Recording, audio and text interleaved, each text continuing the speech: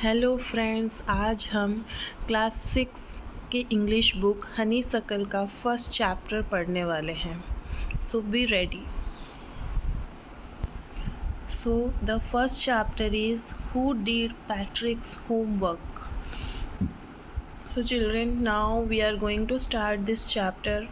This chapter is all about this boy. His name is Patrick. He is very lazy in doing his homework. तो ये chapter में हम इस बच्चे के बारे में पढ़ेंगे। इसका नाम है पैट्रिक और इसको होमवर्क करना बिल्कुल भी पसंद नहीं है। तो लेट्स सी उसकी होमवर्क, उसकी पढ़ाई लिखाई कैसे होती थी, कौन उसका मदद करता था। So Patrick never did homework too boring, he said. He played hockey and basketball and Nintendo instead. His teacher told him, Patrick, do your homework or you won't learn a thing. And it's true, sometimes he did feel like an ignorism. But what could he do? He hated homework. So first paragraph में यहाँ पे लिखा गया है कि ये जो बच्चा है पैट्रिक, इसको पढ़ाई होमवर्क करना बिल्कुल पसंद नहीं था। वो बोलता था होमवर्क करना बहुत बोरिंग है। उसको लगता था कि मैं घर पे बैठ के होमवर्क करूँगा, इससे तो अच्छा है कि मैं जाके हॉकी खेलूँ, बास्केटबॉल खेलूँ, नाइटेंडो खेलूँ। नाइटेंडो का मतलब होता है वीडियो गेम। आजकल तो हमारे मोबाइल फ़ोन में भी बहुत सारे गेम्स आ गए हैं। तो वो बोल रहा है, अरे मैं ये सब चीज़ें करूँगा तो मुझे कितना मज़ा आएगा, बैठ के होमवर्क के साथ कौन स्ट्रगल करेगा, मुझे बिल्कुल पसंद नहीं है। तो वो कभी भी नहीं करता था। और वो जब होमवर्क, अगर आप पढ़ाई लिखाई नहीं करके स्कूल जाओगे तो आपको कोई पसंद करेगा क्या? नहीं करेगा। तो वैसे ही जब पैट्रिक होमवर्क करके नहीं जाता था तो टीचर्स भी उसको इग्नोर करते थे। उसको फील होता था कि मैं पढ़ता नहीं हूँ बोल के मुझे कोई ध्यान नहीं देता है, बट क्या कर सकता है, उसको तो होमवर्क करना पसंद नहीं है। Then one day he found his cat playing with a little doll and he grabbed it away. To his surprise, it was not a doll at all. तो एक दिन क्या हुआ, पैट्रिक जब खेल रहा था तो उसने देखा कि उसकी जो ये बिल्ली है ना, ये बिल्ली एक छोटे से डॉल के साथ खेल रही थी। तो उसने उस डॉल को जब बिल्ली के हाथ से लिया तब वो देख के सरप्राइज हो गया, मतलब वो देख के हैरान हो गया, चौंक गया कि अरे ये तो डॉल नहीं है but a man of tiniest size. लेकिन ये तो एक इंसान है जो कि बहुत ही छोटा सा है। He had a little wool shirt with old fashion breeches and a high tall hat much like a witches. तो उसने देखा कि वहाँ पर एक छोटा सा, एकदम छोटा सा आदमी है जिसने कि एक ओल्ड फैशन वुलन शर्ट पहना हुआ है, एक पैंट, रिचेस मतलब ये जो सामने में ऐसे स्ट्रिप्स लगी हुई पैंट होती है ना, जो पीछे से घुमा के आगे तक लेके आते हैं, और एक ओल्ड फैशन कैप पहन रखा है उसने। तो वो उसको देख के हैरान हो गया। And he yelled, save me, don't give me back to that cat. I will grant you a wish. I promise you that. और जब उसने उस मैन को देखा, वो मैन बोला, मुझे बचा लो, मुझे प्लीज़ उस कैट के पास वापस मत छोड़ना, मैं तुम्हारी विशेस पूरा करूँगा, मैं तुमको प्रॉमिस करता हूँ, मैं तुम्हारी विश ज़रूर पूरा करूँगा। Patrick could not believe. तो वो आदमी वो छोटा सा जो टाइनी बच्चा था, इसने बोला, प्लीज़ मुझे इस बिल्ली के पास वापस मत छोड़ना, वो मुझे खा जाएगी, आप मुझे बचा लो, एंड मैं आपको प्रॉमिस करता हूँ कि मैं आपकी एक विश ज़रूर पूरी करूँगा। Patrick could not believe how lucky he was. Here was the answer to all his problems. So he said, only if you do all my homeworks till the end of the semester, that is 35 days. If you do a good enough job, I could even get A's. तो Patrick बोला, अरे वाह, मैं कितना lucky हूँ, मेरा तो सारा प्रॉब्लम ही सॉल्व हो गया है.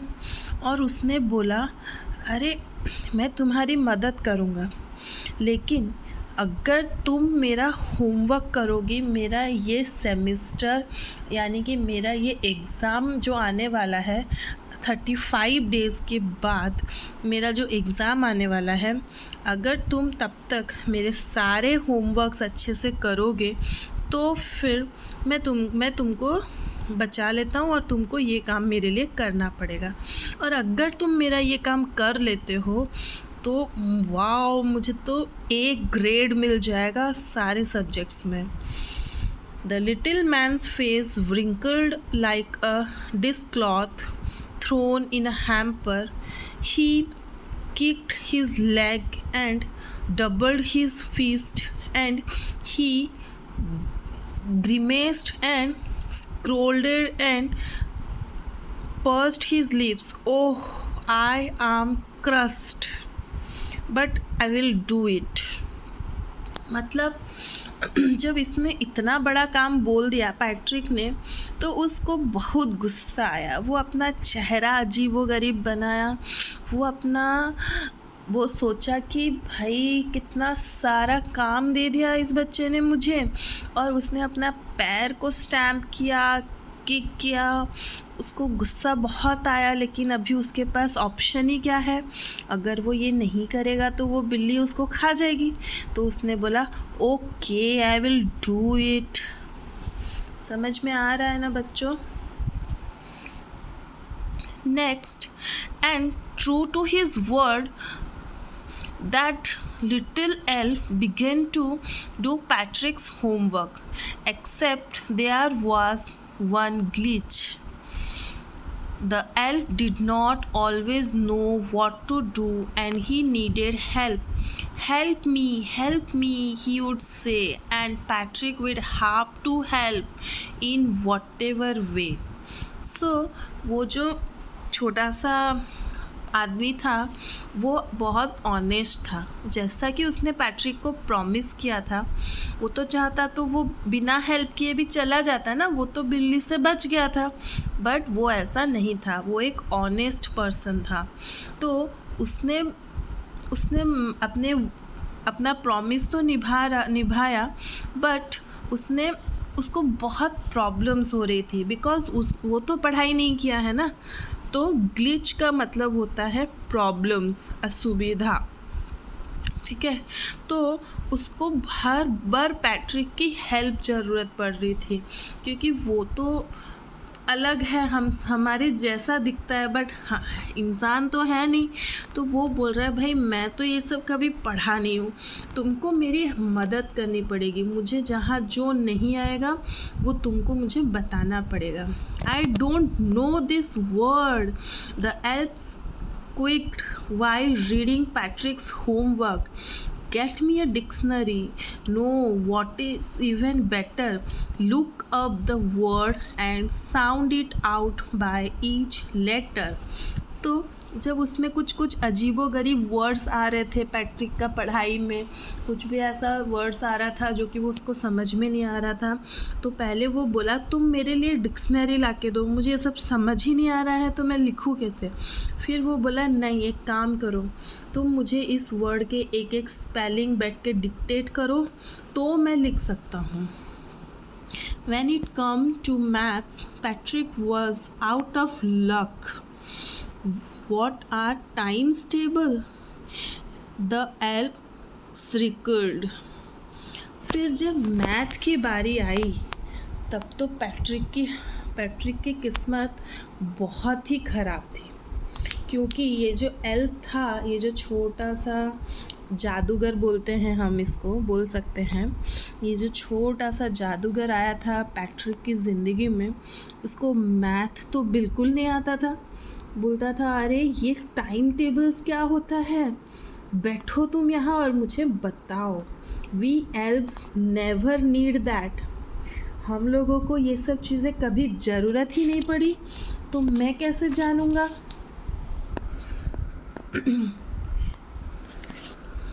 And addition, subtraction and division and fractions.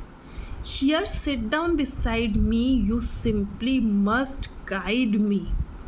बोला और ये एडिशन सब्ट्रैक्शन क्या है, मल्टीप्लिकेशन डिवीज़न, ये सब क्या है, तुम यहाँ मेरे साइड में बैठो और मुझे गाइड करो। Elves know nothing of human history. To them, it is a mystery. So the little elf, already a shouter, just go louder. Go to the library. I need books, more and more books, and you can help me read them too. तो वो लोग तो कभी ये सब पढ़ाई किए नहीं है, मैथ्स तो उसको आता नहीं है, तो पैट्रिक को बैठ के बताना पड़ेगा। देन ह्यूमन हिस्ट्री, एल्व्स को ह्यूमन हिस्ट्री कहाँ से पता होगा।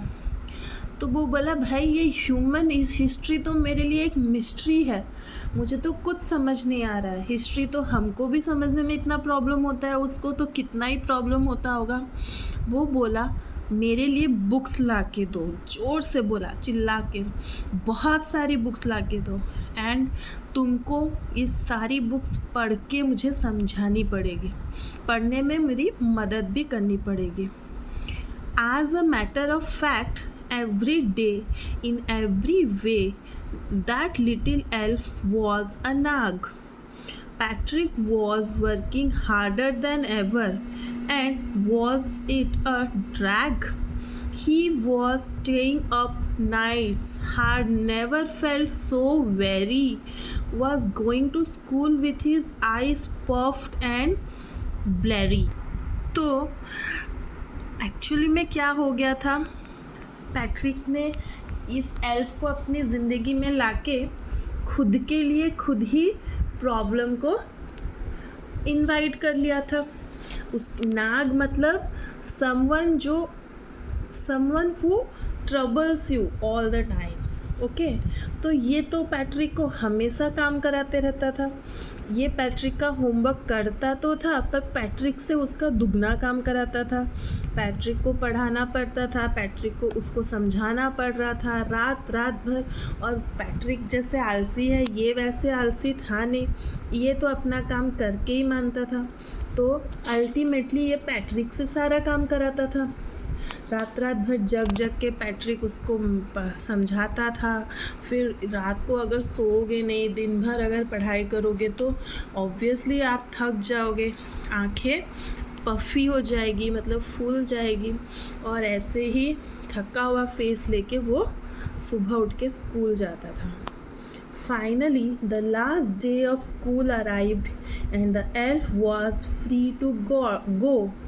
As for homework, there was no more, so he quietly and slyly slipped out the back door. तो फाइनली अब वो लास्ट दिन आ गया था। इसके बाद और पैट्रिक को कोई होमवर्क नहीं मिलने वाला था। तो अब तो उस एल्फ का कोई काम नहीं था, तो वो चुपचाप पैट्रिक के घर से, उसके पीछे के दरवाजे से वो चुपचाप वहाँ से निकल गया। सीक्रेटली वो वहाँ से चला गया बिना बताए। और Patrick got his A's. His classmates were amazed. His teachers smiled and were full of praise. And his parents, they wondered what happened to Patrick. He was now the model kid, cleaned his room, did his chores, was cheerful, never rude, like he had developed a whole new attitude. और obviously मेहनत करोगे तो success तो मिलेगा ही। तो Patrick को भी success मिला, पैट्रिक को भी उसके एकेडमिक्स में एज मिल गया, वो अच्छा मार्क्स लाया और सब लोग देख के पूरा चौंक गए कि भाई ये तो कुछ नहीं पढ़ता था, इतना अच्छा मार्क्स ले आया। उसके पेरेंट्स, उसके फ्रेंड्स, उसके टीचर्स, सब कोई उसको बहुत ही ज़्यादा प्रेज़ किए और वो सोचने लग गए कि भाई पैट्रिक को हुआ क्या है, अब तो ये गुस्सा भी नहीं करता, एक अच्छा बच्चा बन गया है, अपना रूम को भी क्लीन रखता है, अपना सारा काम भी करता है, पहले के जैसे चिड़चिड़ा भी नहीं है, किसी से गुस्से से बात भी नहीं करता है, ये पूरा बदल गया है और एक अच्छा बच्चा बन गया है। You see, in the end, Patrick still thought he had made that tiny man do all his homework. But I'll share a secret, just between you and me, okay? तो देखो, लास्ट तक पैट्रिक जो है वो ये सोचता रहा कि वो आदमी, छोटा सा बच्चा, वो जो छोटा सा एल्फ आया था, उसने पैट्रिक का सारा होमवर्क किया। बट असल में सीक्रेट की बात है जो कि सिर्फ तुम्हारे और मेरे बीच रहनी चाहिए। एक्चुअली एल्फ ने कुछ होमवर्क नहीं किया, एल्फ ने सारा होमवर्क पैट्रिक से करवाया। कैसे? क्योंकि एल्फ को तो कुछ आता ही नहीं था, वो बस लिख रहा था, लेकिन सारा बताना, सारा मेहनत करना, सारा नॉलेज किसका था? पैट्रिक का था। तो एल्फ एक जरिया था पैट्रिक को अच्छा इंसान बनाने का। अच्छी थी ना स्टोरी? ये स्टोरी किन्होंने लिखा? ये स्टोरी लिखा है कैरोल मोरे ने। Okay, this story is written by Carol Moore. So we should never feel lazy, हमको कभी भी आलसी नहीं बनना चाहिए, हमको हमारा पढ़ाई मन लगा के हमेशा करना चाहिए। यस और नो? Yes, very good.